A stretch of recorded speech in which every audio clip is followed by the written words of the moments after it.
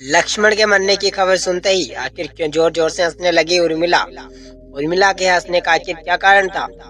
इससे पहले वीडियो में आगे बढ़ने से पहले हमारे चैनल को सब्सक्राइब अवश्य करें और बेल आइकन को जरूर दबाएं। इसी प्रकार की अनेक सारी कहानियां आप सभी के लिए मैं लेकर आता रहता हूं। तो चलिए साथियों, सुनते हैं कहानी को। इससे पहले कमेंट सेक्शन में जय श्री राम और जय लक्ष्मण अवश्य लिखिएगा। जैसा कि हम सब जानते हैं कि रामायण काल में भगवान श्री राम का 14 वर्ष का वनवास तय हुआ था। उनकी पत्नी माता सीता ने सहजी वनवास को जानने, परंतु बचपन से ही बड़े भाई की सेवा में रहने वाले लक्ष्मण भी भला कैसे श्री राम से दूर हो जाते। लक्ष्मण जी ने माता सुमित्रा से आज्ञा ली और उनके बाद वो अपनी पत्नी उर्मिला के कक्ष की ओर बढ़ रहे थे, परंतु मन में ये सोचते हुए जा रहे थे कि माता से तो आशीर्वाद ले लिया, पर उर्मिला से मैं क्या आज्ञा लूंगा, मैं कैसे उससे मनाऊंगा, समझाऊंगा, मैं उनसे क्या कहूंगा। यदि बिना बताए जाऊंगा तो वो रो रो कर अपने प्राण त्याग देगी, और यदि बताया तो साथ जाने की जिद करेंगी और कहेंगी कि माता सीता भी तो अपने पति के साथ जा रही है, तो मैं क्यों नहीं जा सकती। ये सोच विचार करके लक्ष्मण जी जैसे ही अपनी पत्नी के कक्ष की ओर पहुंचे तो उन्होंने देखा कि उनकी पत्नी उर्मिला जी आरती की थाल लेकर बाहर उनका इंतजार कर रही थी। जब लक्ष्मण जी उनके पास पहुंचे तो उर्मिला बोली, आप व्यर्थ की मेरी चिंता छोड़ दीजिए। आप अपने बड़े भाई की सेवा कर रहे हैं, जो कि सबसे बड़ा धर्म है। आपकी सेवा में कोई भी बाधा नहीं आएगी, इसलिए मैं आपके साथ जाने की जिद नहीं करूंगी। लक्ष्मण जी को कहने में संकोच हो रहा था, परंतु उनके कुछ कहने से पहले ही सब संकोच दूर स्वयं उनकी पत्नी उर्मिला जी ने कर दिया। वास्तव में यही पत्नी का धर्म है। पति संकोच में पड़े उससे पहले ही पत्नी उसके मन की बात को जानकर उनके संकोच से उसे बाहर निकाल दे। अपनी पत्नी उर्मिला का इतना प्रेम देखकर लक्ष्मण जी की आंखें भर गई आई और उन्होंने उर्मिला जी को अपने गले से लगा लिया।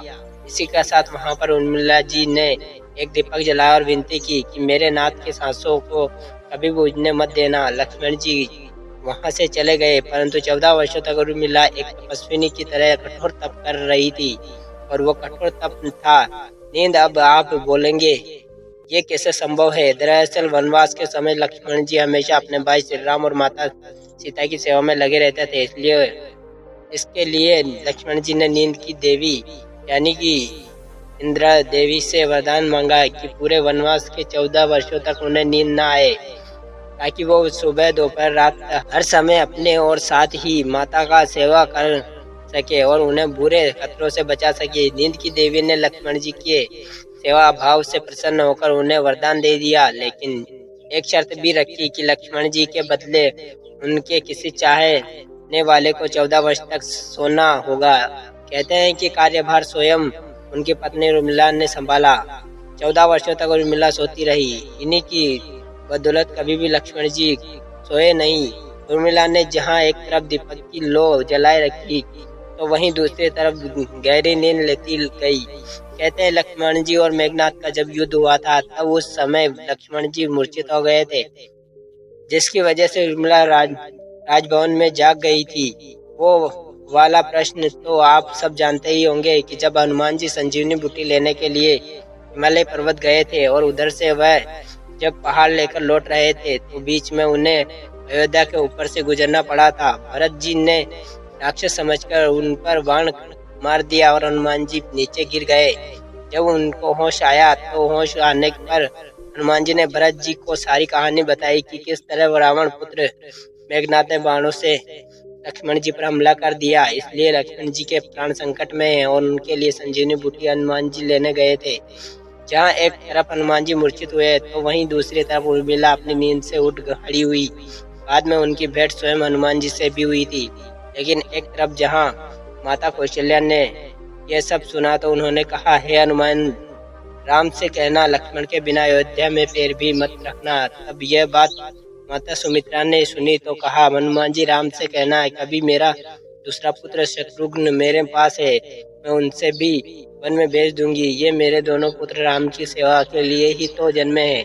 माताओं को ऐसा प्रेम देखकर हनुमान जी की आंखों में भी आंसू छलक रहे थे, परंतु अब उन्होंने उर्मिला जी को देखा तो सोचने लगे कि आखिर ये स्त्री इतनी शांति और प्रसन्न खड़ी है। क्या इन्हें अपने पति के प्राण की कोई चिंता नहीं है? वास्तव में जब उर्मिला जी ने सुना कि उनके पति के प्राण संकट में हैं, तो खड़ी होकर हनुमान जी को देखने लगी। तब हनुमान जी ने पूछा कि आपकी प्रसन्नता का क्या कारण है? आपके पति के संकट प्राण में है। सूर्य उदय होते ही सूर्य कुल का दीपक जग जाएगा। इस पर उर्मिला जी ने कहा, हनुमान जी, मुझे भला किस बात की चिंता है? क्यों चिंता करूं? मेरा दीपक अभी भी संकट में नहीं है। मेरे पति भला संकट में कैसे हो सकते हैं? जब तक मेरा दीपक बुझेगा नहीं, तब तक मेरे पति के प्राण भी नहीं हारेंगे। और वो हंसते हंसते वहां से चले गए।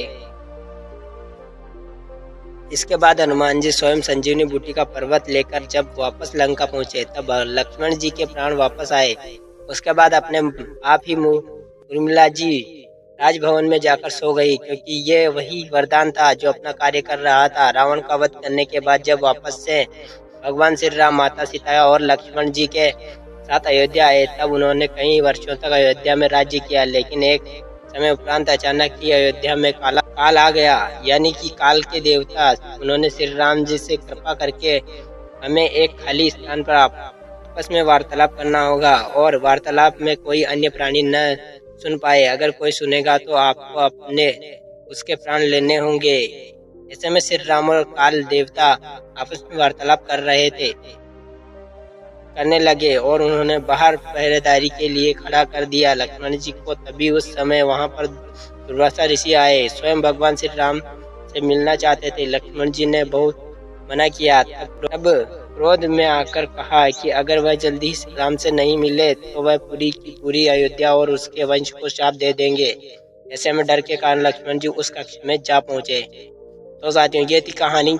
आई होप आपको पसंद आएगी। पसंद आए तो हमारे चैनल को सब्सक्राइब करके वीडियो को लाइक कर दीजिएगा। चलिए साथियों, मिलते हैं किसी नई कहानी के साथ, नए टॉपिक के साथ। तब तक के लिए धन्यवाद।